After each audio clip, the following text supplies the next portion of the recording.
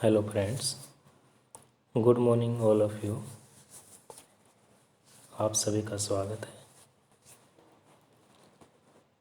आज हम पंचायती राज विषय के बारे में चर्चा करने जा रहे हैं। आज का हमारा विषय पंचायती राज है। पंचायती राज से संबंधित जितनी भी हमारी कमेटियां हैं, चाहे वो बलवंत राय मेहता समिति, अशोक मेहता समिति, LM सिंघवी समिति, PK थोंकन समिति, इसके अलावा 73वें संवैधानिक संशोधन की विशेषताएं, इसके अलावा पंचायती राज से संबंधित हमारे आर्टिकल 243A से लेके O तक, इन सब बातों के बारे में आज हम चर्चा करने जा रहे हैं। तो आज का हमारा विषय है पंचायती राज है। तो पंचायती राज के बारे में हम शुरू करते हैं। जैसा कि आपको विदित है, केंद्र सरकार यूनियन गवर्नमेंट सेंटर लेवल पे है, राज्य सरकार स्टेट गवर्नमेंट स्टेट लेवल पे है। उसी प्रकार से स्थानीय लेवल पर लोकल गवर्नमेंट है, स्थानीय स्वशासन है। स्थानीय स्वशासन को दो भागों में बांटा गया है, ग्रामीण क्षेत्र पर पंचायती राज और शहरी क्षेत्र पर नगरीय क्षेत्र है। ग्रामीण क्षेत्र को आगे तीन भागों में बांटा गया है। पंचायती राज का जो ग्रामीण क्षेत्र पर पंचायती राज है वो 3 टायर है, त्रिस्तरीय पंचायती राज है, जिसमें सबसे नीचे का जो लेवल है वह ग्राम पंचायत है, विलेज लेवल। सेकंड नंबर पे पंचायत समिति ब्लॉक लेवल है और तीसरे नंबर पर जिला परिषद है, डिस्ट्रिक्ट लेवल पर। इसी प्रकार से शहरी क्षेत्र में जो नगरीय क्षेत्र है वहाँ सबसे निम्न जो पहला लेवल है वह नगर पंचायत, सेकंड लेवल नगर पालिका और थर्ड लेवल हमारा नगर निगम है। तो आज हम पढ़ते हैं ग्रामीण क्षेत्र पंचायती राज के बारे में। पंचायती राज पढ़ने से पहले हम इसकी थोड़ी भूमिका के बारे में पढ़ते हैं। लॉर्ड रिपन का नाम आपने सुना है, भारत के वायसराय रह चुके हैं। लॉर्ड रिपन 1880 से 1884 तक भारत के वायसराय रह चुके हैं और लॉर्ड रिपन को स्थानीय स्वशासन का जनक कहा जाता है, या हम कह सकते हैं कि स्थानीय स्वशासन के जनक के रूप में लॉर्ड रिपन को जाना जाता है। इसके पीछे क्या कारण है? क्योंकि लॉर्ड रिपन ने 1882 में जिला बोर्डों की स्थापना की। लॉर्ड रिपन ने सबसे पहले 1882 में जिला बोर्डों की स्थापना की। इसीलिए लॉर्ड रिपन को स्थानीय स्वशासन के जनक के रूप में जाना जाता है। लॉर्ड रिपन के साथ साथ गांधी जी का भी नाम पंचायती राज से जुड़ा हुआ है। गांधी जी ने कहा कि ग्राम स्वराज होना चाहिए, लेकिन बहुत सारे ऐसे व्यक्ति थे जो ग्राम स्वराज के पक्ष में नहीं थे। अगर हम हमारी संविधान सभा का जिक्र करें, कॉन्स्टिट्यूट असेंबली का जिक्र करें, तो भारतीय संविधान सभा में जो 389 सदस्य हैं, 389 सदस्य हैं। 389 सदस्यों में से कुछ सदस्यों का मानना था कि ग्राम स्वराज नहीं होना चाहिए और कुछ सदस्यों का मानना था कि ग्राम स्वराज जो है वो होना चाहिए। जो सदस्य कहते थे कि ग्राम स्वराज नहीं होना चाहिए, उनका मानना था कि ग्राम स्वराज के अगर लागू करते हैं तब भी जो भागीदारी है वो पावरफुल व्यक्तियों की होगी, या हम कह सकते हैं कि जो सत्ता है वो केवल शक्तिशाली और ऊपर के जो वर्ग हैं उन्हीं के पास होगी, निम्न वर्ग के पास सत्ता नहीं होगी। इसके विपरीत जो विद्वान ये कहते थे कि ग्राम स्वराज लागू होना चाहिए, उन्होंने कहा कि हमें ग्राम स्वराज लागू कर देना चाहिए और पंचायत जो है, ग्राम पंचायत है, पंचायती राज है, उन्हें हमें directive principle of state policy में रख देना चाहिए। राज्य नीति के निर्देशक सिद्धांतों में हमें इनको स्थान दे देना चाहिए, ताकि राज्य के ऊपर ये डिपेंड करेगा कि राज्य वो लागू करना चाहता है या नहीं करता। तो वर्तमान में जो पंचायती राज है वो राज्य नीति के निर्देशक सिद्धांतों में अनुच्छेद 40 में विद्यमान है। पंचायती राज की जो शुरुआत है वो पंडित जवाहरलाल नेहरू की सरकार के समय हुई। भारत के पहले प्रधानमंत्री पंडित जवाहरलाल नेहरू रह चुके हैं। पंडित जवाहरलाल नेहरू की सरकार ने 2 कार्यक्रम चलाए। पहला कार्यक्रम सामुदायिक विकास कार्यक्रम चलाया, कम्युनिटी डेवलपमेंट प्रोग्राम, पंचायती राज से संबंधित प्रोग्राम है सामुदायिक विकास कार्यक्रम, जो कि पंडित जवाहरलाल नेहरू की सरकार के द्वारा 2 अक्टूबर 1952 को चलाया गया।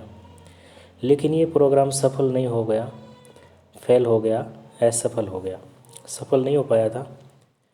इसके ठीक 1 साल के बाद यानी कि 2 अक्टूबर 1953 को दोबारा से राष्ट्रीय प्रसार सेवा, नेशनल एक्सटेंशन सर्विस नाम से एक और प्रोग्राम पंडित जवाहरलाल नेहरू की सरकार के द्वारा चलाया गया। लेकिन यह प्रोग्राम भी सफल नहीं हो पाया, यह प्रोग्राम भी असफल हो गया, फेल हो गया। तो पंडित जवाहरलाल नेहरू के सरकार के द्वारा जो 2 प्रोग्राम चलाए गए, बहुत ही अच्छे प्रोग्राम चलाए गए, सामुदायिक विकास कार्यक्रम, राष्ट्रीय प्रसार सेवा कार्यक्रम, लेकिन ये सफल नहीं हुए, असफल हो गए। इसकी असफलता को जानने के लिए पंडित जवाहरलाल नेहरू की सरकार के द्वारा एक कमेटी का गठन किया गया, बलवंत राय मेहता समिति, 1957 में। इस कमेटी ने अपनी सिफारिशें दी कि आपके जो प्रोग्राम सामुदायिक विकास कार्यक्रम है, राष्ट्रीय प्रसार सेवा कार्यक्रम है, ये तो फेल होने ही थे, क्योंकि इनमें विकेंद्रीकरण का अभाव है, डिसेंट्रलाइजेशन का अभाव है। इसीलिए अगर आपको कोई प्रोग्राम सफल करना है, आप प्रोग्राम लागू करना चाह रहे हैं, तो उस प्रोग्राम के अंदर आप लोकतांत्रिक विकेंद्रीकरण रखें। तो इस प्रकार से हम कह सकते हैं कि बलवंत राय मेहता समिति ने सबसे पहले लोकतांत्रिक विकेंद्रीकरण अपनाने का सुझाव दिया। डेमोक्रेटिक डिसेंट्रलाइजेशन का जो कंसेप्ट है, सबसे पहले बलवंत राय मेहता समिति के द्वारा दिया गया। इसीलिए बलवंत राय मेहता को लोकतांत्रिक विकेंद्रीकरण का जनक कहा जाता है। जैसे कि लॉर्ड रिपन को स्थानीय स्वशासन का जनक कहा जाता है, क्योंकि 1882 में उन्होंने सबसे पहले जिला बोर्डों की स्थापना की, इसीलिए स्थानीय स्वशासन के जनक लॉर्ड रिपन हैं। उसी प्रकार से लोकतांत्रिक विकेंद्रीकरण के जनक बलवंत राय मेहता है। बलवंत राय मेहता समिति पंचायती राज से संबंधित बहुत ही महत्वपूर्ण समिति है। इसके साथ साथ बलवंत राय मेहता समिति ने त्रिस्तरीय पंचायती राज व्यवस्था का भी सुझाव दिया कि पंचायती राज 3 टायर होना चाहिए, त्रिस्तरीय पंचायती राज होनी चाहिए। और उन्हें 3 टायर सिस्टम में पंचायती राज में उन्होंने कहा कि पहले स्तर पर ग्राम पंचायत विलेज लेवल पर, सेकंड नंबर पे पंचायत समिति ब्लॉक लेवल पर, और तीसरे लेवल पर जिला परिषद डिस्ट्रिक्ट लेवल पर होनी चाहिए। इसी के साथ साथ इन्होंने भारत सरकार ने भी इन सिफारिशों को स्वीकार कर लिया। बलवंत राय मेहता समिति की जो सिफारिशें हैं, भारत सरकार ने इनको स्वीकार कर लिया और राज्यों को भी प्रेरित करना शुरू कर दिया कि वो अपने अपने राज्यों में पंचायती राज व्यवस्था को लागू करें। और इसी कड़ी में राजस्थान पहला राज्य बनता है जिसने 2 अक्टूबर 1959 को नागौर जिले के बगदरी गांव में पंचायती राज लागू किया। तो पंचायती राज लागू करने वाला जो पहला राज्य है वह राजस्थान है, जहां पंडित जवाहरलाल नेहरू की सरकार के द्वारा 2 अक्टूबर 1959 में नागौर जिले के बगदरी गांव में पंचायती राज की शुरुआत हुई। पंचायती राज से संबंधित अनेक समितियां हैं। अभी हमने पढ़ा बलवंत राय मेहता समिति। बलवंत राय मेहता समिति के बाद एक और समिति आती है अशोक मेहता समिति। अशोक मेहता समिति 1977 मोरारजी देसाई की सरकार के द्वारा समिति का गठन किया। अशोक मेहता समिति ने सुझाव दिया कि पंचायती राज द्विस्तरीय होना चाहिए। द्विस्तरीय पंचायती राज व्यवस्था का सुझाव अशोक मेहता समिति के द्वारा दिया गया और द्विस्तरीय में उन्होंने पहला स्तर पंचायत समिति ब्लॉक लेवल पर बताया और सेकंड नंबर पर जिला परिषद डिस्ट्रिक्ट लेवल पर बताया। इसी के साथ साथ अशोक मेहता समिति ने सुझाव दिया कि पंचायतों का जो कार्यकाल है वो 4 वर्ष होना चाहिए। वर्तमान में आपको पता है कि पंचायतों का कार्यकाल 5 वर्ष है और अशोक मेहता समिति बता रही है कि पंचायतों का कार्यकाल है वो 4 वर्ष होना चाहिए। यानी कि अशोक मेहता समिति की जो सिफारिशें हैं वो केवल सिफारिशें ही रही, इनको माना नहीं गया, स्वीकार नहीं किया गया। इसके पीछे क्या कारण था? क्योंकि 1779 में जो सरकार है वो मोरारजी देसाई की गिर गई थी और इन सिफारिशों को स्वीकार नहीं किया गया। इसी के साथ साथ अशोक मेहता समिति ने यह सुझाव भी दिया कि कर लगाने का अधिकार भी होना चाहिए। पंचायतों को टैक्स लगाने का अधिकार होना चाहिए ताकि पंचायतों को इनकम हो। इसी के साथ अशोक मेहता समिति ने सुझाव दिया कि पंचायतों के लिए अलग से वित्त आयोग की व्यवस्था भी होनी चाहिए। SC ST को आरक्षण देने की बात भी अशोक मेहता समिति ने कही और ग्राम न्यायालय के गठन का सुझाव भी अशोक मेहता समिति के द्वारा दिया गया। लेकिन मोरारजी देसाई की जो सरकार है वो 1789 में गिर गई और इसीलिए इस समिति की जो सिफारिशें हैं वो स्वीकार नहीं की गई। अशोक मेहता समिति के बाद एक और समिति आती है LM सिंघवी समिति। पंचायती राज से संबंधित महत्वपूर्ण समिति है। LM सिंघवी समिति राजीव गांधी की सरकार के द्वारा LM सिंघवी समिति का गठन किया गया और LM सिंघवी समिति ने सबसे पहले कहा कि पंचायती राज व्यवस्था का संवैधानिक दर्जा होना चाहिए, कॉन्स्टिट्यूशनल प्रोविज़न होना चाहिए, पंचायती राज का संवैधानिक दर्जा होना चाहिए। इस प्रकार हम कह सकते हैं कि पंचायती जो संस्थाएं हैं, पंचायती राज है, उनको संवैधानिक दर्जा देने की बात पहली बार किसी समिति ने की है, किसी कमेटी ने की है, तो उसमें LM सिंघवी समिति का नाम आता है, LM सिंघवी कमेटी का नाम आता है। इसी के साथ साथ LM सिंघवी समिति ने ये भी कहा कि पंचायती राज त्रिस्तरीय होना चाहिए, 3 टायर होना चाहिए। सबसे पहले बलवंत राय मेहता समिति ने भी कहा कि पंचायती राज 3 टायर होना चाहिए। अशोक मेहता समिति ने कहा कि पंचायती राज 2 टायर होना चाहिए। LM सिंघवी दोबारा से कहती है कि पंचायती राज जो है वो 3 टायर होना चाहिए, त्रिस्तरीय ढांचा होना चाहिए। इसके साथ साथ LM सिंघवी समिति ने यह भी कहा कि पंचायतों को कर लगाने का अधिकार भी होना चाहिए। राज्य चुनाव आयोग का गठन करने की सिफारिश भी LM सिंघवी ने की है। ग्राम न्यायालय के गठन का सुझाव भी LM सिंघवी समिति के द्वारा दिया गया है। LM सिंघवी समिति के बाद PK थुंकन समिति आती है। PK थुंकन समिति 1988 में राजीव गांधी की सरकार के द्वारा इस कमेटी का गठन किया गया। PK थुंकन समिति ने सुझाव दिए पंचायती राज के बारे में कि इसने भी पंचायती राज जो व्यवस्था है उसका संवैधानिक दर्जा देने की बात कही है। जिस प्रकार से LM सिंघवी समिति ने कहा कि पंचायती राज को संवैधानिक दर्जा होना चाहिए, कॉन्स्टिट्यूशनल प्रोविज़न होना चाहिए, वही बात PK थुंकन समिति ने भी की है। PK थुंकन समिति भी कहती है कि पंचायती राज को संवैधानिक दर्जा होना चाहिए। इसी के साथ साथ PK थुंकन समिति ने ये सुझाव भी दिए कि महिलाओं को आरक्षण होना चाहिए।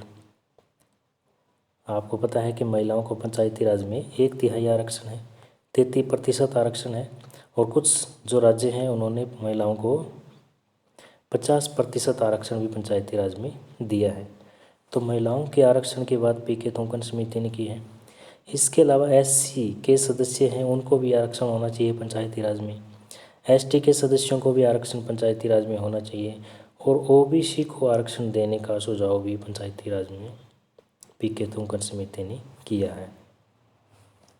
राज्य वित्त आयोग स्थापित करने का सुझाव भी PK थुंकन समिति ने किया है और कार्यकाल की जो अवधि है PK थुंकन समिति ने 5 वर्ष मानी है और पंचायतों का जो कार्यकाल है वर्तमान में 5 वर्ष है। तो PK थुंकन समिति ने भी अपनी सिफारिशें इस प्रकार से दी है।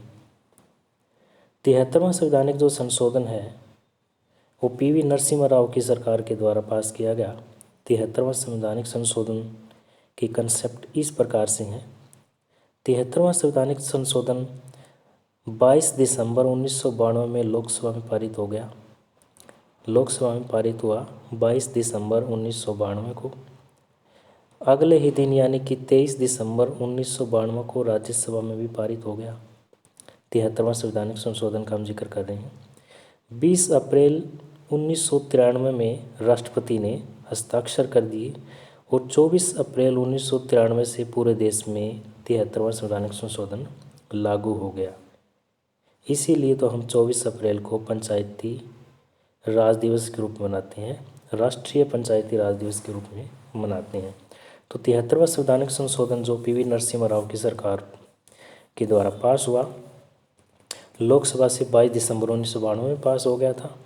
23 दिसंबर 1992 में राज्यसभा से पारित हुआ। 20 अप्रैल 1993 में राष्ट्रपति ने हस्ताक्षर किए। 24 अप्रैल 1993 से पूरे देश में लागू हो गया और 24 अप्रैल को हम राष्ट्रीय पंचायती राज दिवस के रूप में मनाते हैं। 73वां संवैधानिक संशोधन 1993। 73वां संवैधानिक संशोधन 1993 संविधान के भाग 9 में आर्टिकल 243 से आर्टिकल 243 ओ में विस्थापित है।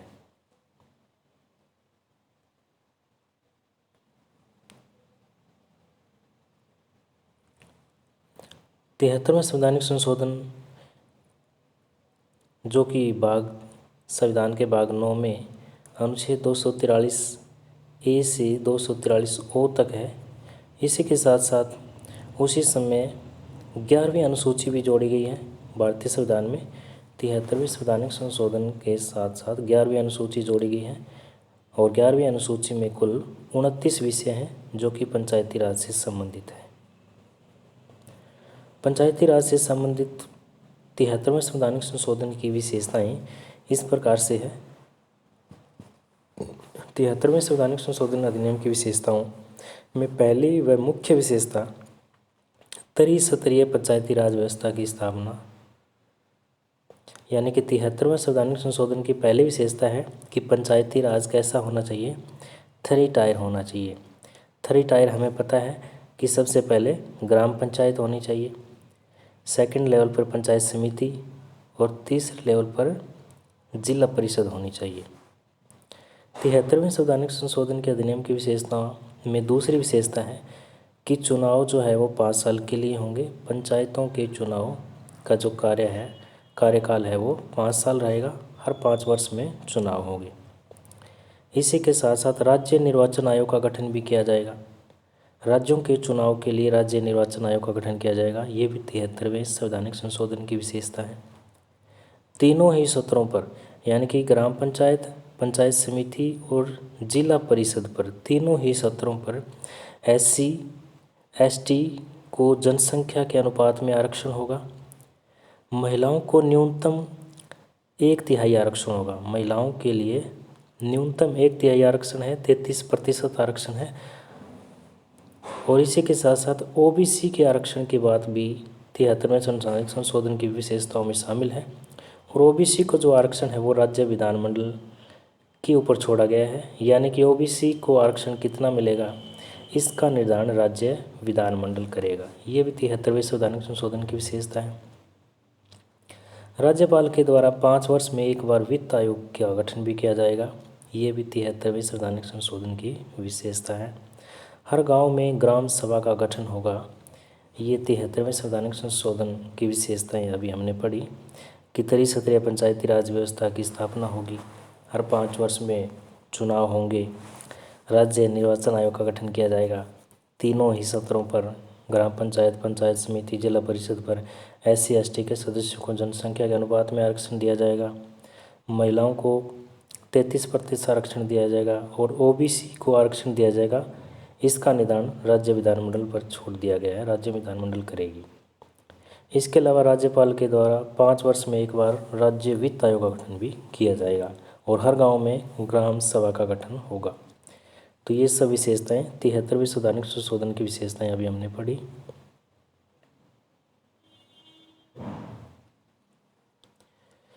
इसके बाद हम पढ़ते हैं तीनों ही जो लेवल है 3 टायर सिस्टम है, डिटेल में हम पढ़ते हैं। सबसे पहले हम पढ़ते हैं ग्राम सभा के बारे में। ग्राम सभा किसे कहते हैं? ग्राम सभा से हमारा अभिप्राय है कि गांव के उन लोगों का समूह जो गांव के रजिस्टर्ड वोटर हैं, यानी कि गांव के वो लोग जो 18 साल के हैं और जिनका वोट बना हुआ है, ग्राम सभा कहलाती है, ग्राम सभा में शामिल है। और ग्राम सभा में कम से कम 200 सदस्य होने चाहिए। ग्राम सभा गांव के उन लोगों का समूह है जो गांव के रजिस्टर्ड वोटर हैं और कम से कम 200 सदस्य इसमें होने चाहिए। ग्राम सभा के बाद हम बात करते हैं ग्राम पंचायत पर। ग्राम पंचायत की संरचना। ग्राम पंचायत की संरचना इस प्रकार से है। ग्राम पंचायत की संरचना में सबसे पहले अध्यक्ष होता है, हेड होता है। अध्यक्ष को सरपंच कहते हैं। कुछ राज्यों में ग्राम प्रधान और कुछ राज्यों में मुखिया के नाम से जाना जाता है। ग्राम पंचायत में एक अध्यक्ष होता है, एक उपाध्यक्ष होता है। ग्राम पंचायत में जो अध्यक्ष है उसका चुनाव प्रत्यक्ष होता है, डायरेक्ट होता है, बाकायदा जनता खुद उसमें वोट डालती है। इसके अलावा इसमें पंच होते हैं, मेंबर होते हैं। पंच के अलावा सरकारी अधिकारी होते हैं, पंचायत सेक्रेटरी होते हैं, ग्राम विकास अधिकारी, वीडीओ और ग्राम सेवक शामिल होते हैं। तो इस प्रकार से ग्राम पंचायत की संरचना में अध्यक्ष, उपाध्यक्ष, पंच और सरकारी अधिकारी शामिल होते हैं। ग्राम पंचायत का जो कार्यकाल है वो 5 साल रखा गया है। ग्राम पंचायत का कार्यकाल 5 साल है, 5 साल इसकी अवधि है। और अगर ग्राम पंचायत को पहले विघटित हो जाती है तो 6 महीने के भीतर चुनाव करवाने अनिवार्य है। विदिन 6 मंथ जो है वो इलेक्शन करवाए जाएंगे, चुनाव करवाए जाएंगे। बैठक माह में कम से कम 1 बैठक होनी चाहिए। साधारणतः इनकी 4 बैठक होती है। 15 अगस्त, 26 जनवरी, 2 अक्टूबर और 1 मई को 4 बैठकें होती हैं। तो कार्यकाल इनका 5 वर्ष है। इसी के साथ साथ इन ग्राम पंचायत में है जो आरक्षण का भी जिक्र किया गया है, रिजर्वेशन का भी जिक्र किया गया है। मेंबर का जो आरक्षण है, पंच में जो आरक्षण है उसमें SC ST के जो सदस्य हैं गांव की जनसंख्या के अनुपात में उन्हें आरक्षण दिया जाएगा। इसके अलावा पंच लेवल पर महिलाओं को कम से कम 1/3 आरक्षण है, 33% आरक्षण है। OBC को भी आरक्षण है जो कि राज्य विधानमंडल के निर्देशानुसार दिया जाएगा। इसी के साथ ग्राम पंचायत लेवल पर जो है सरपंच को भी आरक्षण है और सरपंच हर गांव में चक्रानुक्रम में आरक्षण को मिलेगा। सरपंच का जो आरक्षण है हर गांव में चक्रानुक्रम आरक्षण को दिया गया है। ग्राम पंचायत के बाद हम सेकंड नंबर पर जिक्र करते हैं पंचायत समिति का। पंचायत समिति की संरचना इस प्रकार से है कि पंचायत समिति में भी एक अध्यक्ष और उपाध्यक्ष होते हैं और यहाँ जो अध्यक्ष हैं उनका प्रत्यक्ष चुनाव नहीं होता बल्कि अप्रत्यक्ष चुनाव होता है, इनडायरेक्ट चुनाव होता है। ग्राम जो पंचायत है उसके जो हेड हैं उनका चुनाव प्रत्यक्ष रूप से होता है, लेकिन पंचायत समिति के जो अध्यक्ष हैं उनका चुनाव अप्रत्यक्ष रूप से होता है। तो पंचायत समिति में अध्यक्ष, उपाध्यक्ष और कुछ सदस्यों का निर्वाचन जनता के द्वारा इसमें होता है। इसके अलावा इस संरचना में लोकसभा और विधानसभा के सदस्य भी इसका हिस्सा हो सकते हैं और उस क्षेत्र के राज्यसभा और विधान परिषद के जो सदस्य हैं जिनका नाम वोटर लिस्ट में वो इसके सदस्य हो सकते हैं। इसके अलावा गांव के जो सरपंच है वो इसके पदेन सदस्य होते हैं। पंचायत समिति में गांव के जो सरपंच है इसके पदेन सदस्य होते हैं और सरकारी अधिकारी BDO होता है, ब्लॉक डेवलपमेंट ऑफिसर। पंचायत समिति में भी आरक्षण का जिक्र किया गया है। पंचायत समिति में SC ST के जो सदस्य हैं उनको जनसंख्या के अनुपात में आरक्षण दिया गया है। महिलाओं को 1/3 आरक्षण दिया गया है। OBC को राज्य विधानमंडल के निर्देशानुसार आरक्षण दिया गया है। पंचायत समिति का जो कार्यकाल है वह 5 वर्ष है। पंचायत समिति का कार्यकाल भी 5 वर्ष रखा गया है और बैठक हर महीने में कम से कम 1 बैठक होना अनिवार्य है।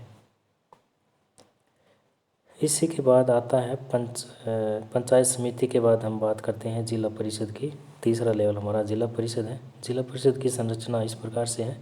जिला परिषद में एक अध्यक्ष और उपाध्यक्ष होता है। कुछ सदस्यों का निर्वाचन जनता के द्वारा इसमें होता है और इसमें लोकसभा और विधानसभा के सदस्य भी हिस्सा ले सकते हैं। इसके अलावा राज्यसभा और विधान परिषद के सदस्य 20 के सदस्य हो सकते हैं, और पंचायत समिति के भी सदस्य जो है वो इसके पदेन सदस्य होते हैं। पंचायत समिति में ग्राम पंचायत के जो हेड है, सरपंच है, वो इसके पदेन सदस्य होते थे, और जिला परिषद में पंचायत समिति के जो हेड हैं वो इसके क्या होते हैं, पदेन सदस्य होते हैं। तो पंचायत समिति के इसके पदेन सदस्य होते हैं। इसके अलावा इसमें सरकारी अधिकारी जो है CEO होता है, चीफ एग्जीक्यूटिव ऑफिसर DCEO, इसकी जिला परिषद की जो है संरचना है। इसके बाद हम बात करते हैं अनुच्छेद 243। अभी हमने जिक्र किया था कि पंचायती राज से संबंधित आर्टिकल जो है वो आर्टिकल 243A से लेकर 243O तक है। तो हम यहाँ जिक्र करते हैं सबसे पहले अनुच्छेद 243 का। अनुच्छेद 243 में क्या है? अनुच्छेद 243 में ग्राम सभा को परिभाषित किया गया है। ग्राम सभा की डेफिनेशन आर्टिकल 243 में दी गई है। इसके अलावा अनुच्छेद 243 ये स्पष्ट करता है कि वर्ष में कम से कम 2 बैठक होना आवश्यक है, और साधारणतः जो है वो 4 बैठक होती है। 4 बैठकों में बैठक जो है वो 15 अगस्त को होती है, 26 जनवरी को होती है, 2 अक्टूबर और 1 मई को होती है। साधारण से 4 बैठकें होती हैं। इसके अलावा आर्टिकल 243 में ये भी लिखा है कि गणपूर्ति जो है कोरम है वो 1/10 होगी, कुल सदस्यों का 10वां भाग होगी। अनुच्छेद 243A। अनुच्छेद 243A स्पष्ट करता है कि इसमें ग्राम सभा के जो कार्य और जो शक्तियों का निर्धारण है वो राज्य विधानमंडल के द्वारा किया जाएगा। आर्टिकल 243A स्पष्ट करता है कि ग्राम सभा के जो कार्य और शक्तियों का निर्धारण है वह राज्य विधानमंडल के द्वारा किया जाएगा। अनुच्छेद 243B। अनुच्छेद 243B में पंचायती राज संस्थाओं का त्रिस्तरीय होगी, ये बात कही गई है। अनुच्छेद 243B कहता है कि पंचायती जो संस्थाएं हैं वो त्रिस्तरीय होगी, 3 टायर होगी। और त्रिस्तरीय की बात सबसे पहले बलवंत राय मेहता समिति ने की है। इसके अलावा अनुच्छेद 243B में ये भी लिखा है कि जिन राज्यों की जनसंख्या 20 लाख से कम है वहाँ 2 टायर सिस्टम भी हो सकता है। अनुच्छेद 243C। अनुच्छेद 243C कहता है कि ग्राम पंचायत लेवल पर, पंचायत समिति लेवल पर और जिला पंचायत की जो संरचना की बात है वो अनुच्छेद 243C में की गई है। इसके अलावा अनुच्छेद 243C में ये भी लिखा हुआ है कि अध्यक्षों को पद से हटाने के लिए अविश्वास प्रस्ताव लाया जा सकता है। अविश्वास प्रस्ताव के द्वारा हेड को हटाया जा सकता है, अध्यक्ष को हटाया जा सकता है। अनुच्छेद 243D जो है वो पंचायती राज संस्थाओं के आरक्षण का प्रावधान करता है। आर्टिकल 243 के क्लोज D में पंचायती राज संस्थाओं के आरक्षण का जिक्र किया गया है। पंचायती राज संस्थाओं में SC ST के जो सदस्य हैं, इसके अलावा जो महिलाएं हैं उनको 1/3 आरक्षण दिया गया है, और जो OBC जो है उनको भी आरक्षण दिया गया है। और OBC को आरक्षण का जो निर्धारण है वो राज्य विधानमंडल के द्वारा किया जाएगा। अनुच्छेद 243E में कार्यकाल अवधि का जिक्र किया गया है कि पंचायतों का जो कार्यकाल है वो 5 वर्ष होगा। अनुच्छेद 243F में सदस्यों की योग्यता का जिक्र किया गया है। अनुच्छेद 243 के क्लोज F में लिखा हुआ है कि पंचायती राज से संबंधित सदस्यों की योग्यता न्यूनतम जो आयु है उनकी 21 वर्ष होगी, 21 वर्ष न्यूनतम एज होगी आर्टिकल 243 के क्लोज F के अनुसार। अनुच्छेद 243G पंचायती संस्थाओं की शक्तियाँ और उनके कार्यों का प्रावधान करता है। आर्टिकल 243G में पंचायती संस्थाओं की शक्तियाँ और उनके कार्यों का प्रावधान किया गया है। अनुच्छेद 243H पंचायती संस्थाओं को टैक्स लगाने का अधिकार देता है। अनुच्छेद 243I जो है वो राज्य वित्त आयोग का गठन की बात करता है, और राज्य वित्त आयोग का गठन राज्यपाल के द्वारा किया जाएगा। राज्यपाल की ये वित्तीय शक्ति है कि राज्यपाल राज्य में वित्त आयोग का गठन 5 साल के लिए करता है। और आर्टिकल 243I राज्य वित्त आयोग का गठन के साथ साथ ये बात करता है कि राज्य वित्त आयोग का गठन राज्यपाल के द्वारा किया जाएगा। अनुच्छेद 243J पंचायतों के लेखा का अंकेक्षण से संबंधित है, यानी कि ऑडिटिंग से संबंधित है। ऑडिटिंग भी की जाएगी कि पंचायत जो खर्च कर रही है वह सही कर रही है, कोई ग्रांट से ज़्यादा तो खर्च नहीं कर रही है। पंचायतों के लेखा अंकन ऑडिटिंग का जिक्र जो है अनुच्छेद 243 जे में किया गया है। अनुच्छेद 243 की राज्य निर्वाचन आयोग का गठन के बारे में बात करता है और इसी के साथ साथ चुनाव आयोग की नियुक्ति राज्यपाल के द्वारा की जाएगी, यह बात भी अनुच्छेद 243 के में लिखी हुई है। इसके अलावा अनुच्छेद 243 के ये भी स्पष्ट करता है कि जिस प्रकार से हाईकोर्ट के न्यायाधीशों को हटाया जाता है वैसे ही इन्हें भी हटाया जा सकता है। अनुच्छेद 243L स्पष्ट करता है कि संघ क्षेत्र में लागू होना या न होना, आर्टिकल 243L में लिखा हुआ है। अनुच्छेद 243M स्पष्ट करता है कि कुछ क्षेत्रों में लागू नहीं होगा, पंचायती राज कुछ क्षेत्रों में लागू नहीं होगा, आर्टिकल 243M में लिखा हुआ है। अनुच्छेद 243N पहले से विद्यमान कानूनों एवं पंचायतों को जारी रखना इसके अनुसार है। अनुच्छेद 243O चुनावी मामलों पर न्यायालय के हस्तक्षेप पर रोक लगाता है।